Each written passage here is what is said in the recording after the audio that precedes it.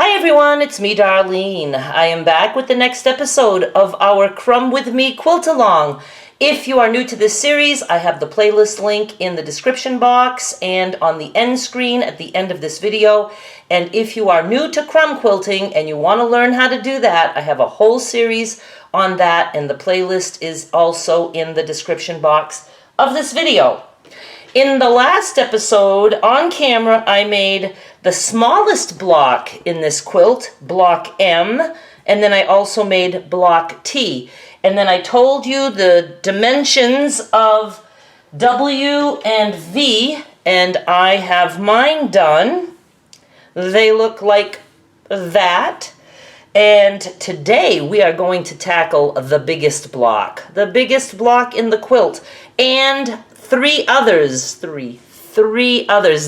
that I already have made. I made them in advance this time. I felt like working on this a little bit yesterday, so I did. But let's start with the big block. And I don't even have the size figured out yet. Let me count the little squares in the grid, and I'll be right back. Wow, we are going to be making a block that is 7.5 wide. That's not bad. But it is 20.5 inches tall.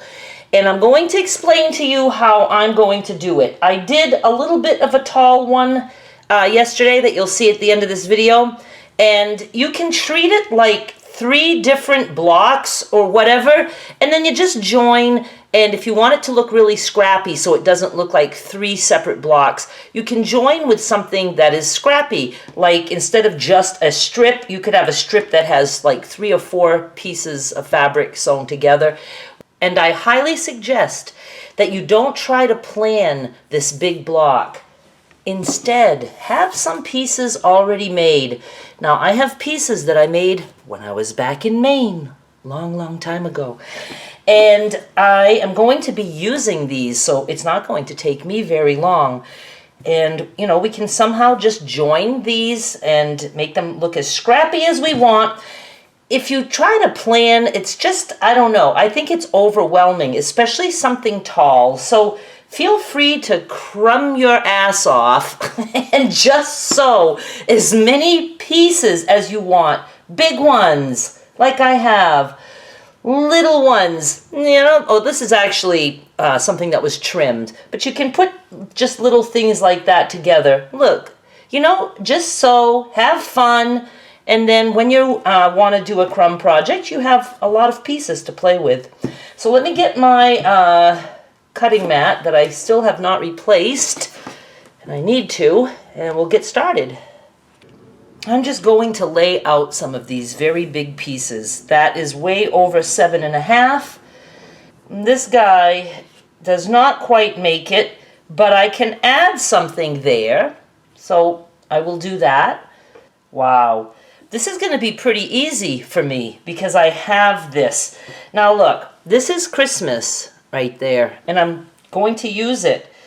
Actually, this piece of fabric right here is kind of flimsy, so I'm going to be cutting that off, and I can just add something else to make it work. We're going to be joining, that's right, so I can add pieces between. Okay, so let me cut this guy off. The black that is a little too flimsy. I wouldn't care if it was just a little piece, but I don't know, it just has a different feel. And I'm going to add something to one side. Here's what I did. I added a strip of yellow, but I kept a little bit of the black. Now, I didn't trim the black first. I laid my yellow strip and I laid it down crooked and like this, and I sewed. And then I trimmed all the excess off. So I have a little bit of the black, and it's on a seam, so it's not like really flimsy, and I just love that, and it's at an angle. And then I added this piece, which is a selvage, and I'm just going to leave it like this. It's more than wide enough. That is good. I think I can join these two together. And this is a little kitty that's peeking, so maybe we should switch it like this, so the kitty can be face up. I like that. I have a cute little kitty cat eyeball showing. And don't get hung up on what's, going to show. You could have a perfect plan and it might all fall apart once you're sewing. You might end up sewing over something or it'll get trimmed off. That's all good. That's the way it works with crumb quilting. Now I have a piece like this, but maybe I can add a strip set here to join. And I know I have some made. See, like this. This was long. This was just little, leftover pieces that I sewed together. That's another thing you can do. So I'm going to, let's see, this wants to be at an angle a little bit, so let's make it an angle again. A little bit more. Trim that off.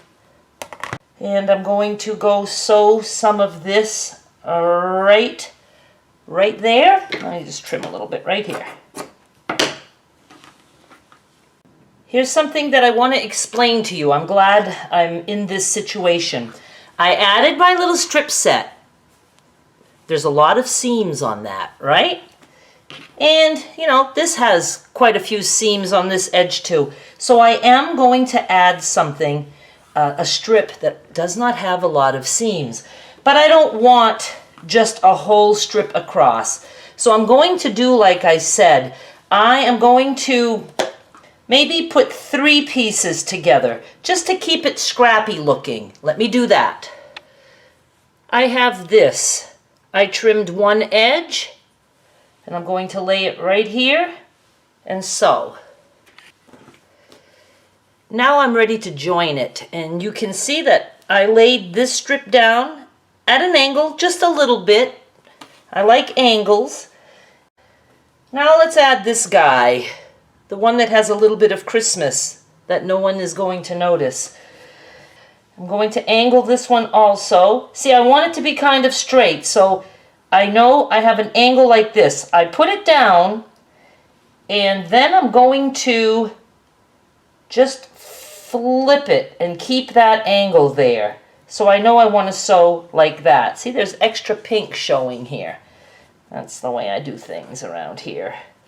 Like this, and I guess I could trim that just to make it a little easier to see where I'm sewing. Right there. This is what I have, and it's enough. I'm going to be able to get my 7.5 by 20.5. Is that what I said? I always have to triple check. Yep, 7.5 by 20.5. And I like it. So let me trim it and we'll see how it looks after that.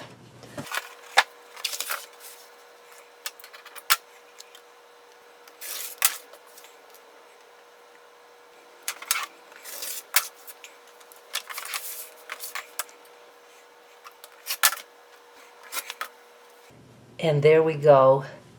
This was super easy.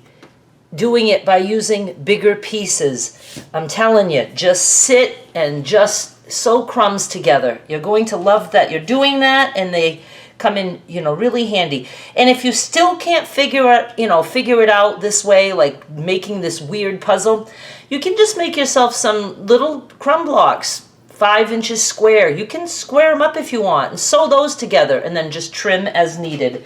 You do whatever you want, but I really like the way this came out. See, in those joins, what did I join with? Oh, these were just joined together. I think this is the only piece that I added to join. See how it doesn't look like 2 separate pieces? Because I have, a little bit of, different prints in that strip and the angle.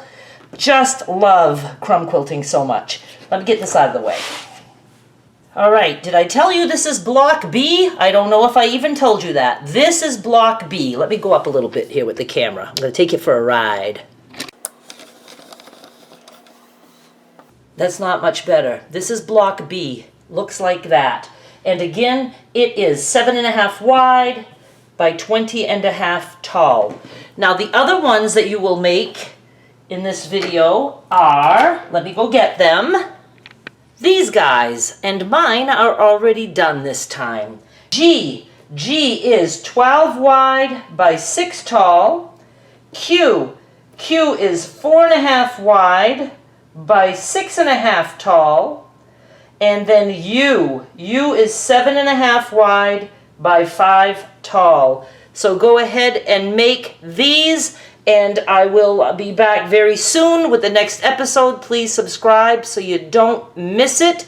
And you know, we have a little bit of a way to go, but we're doing good. We will get there. Thank you so much for watching. Bye.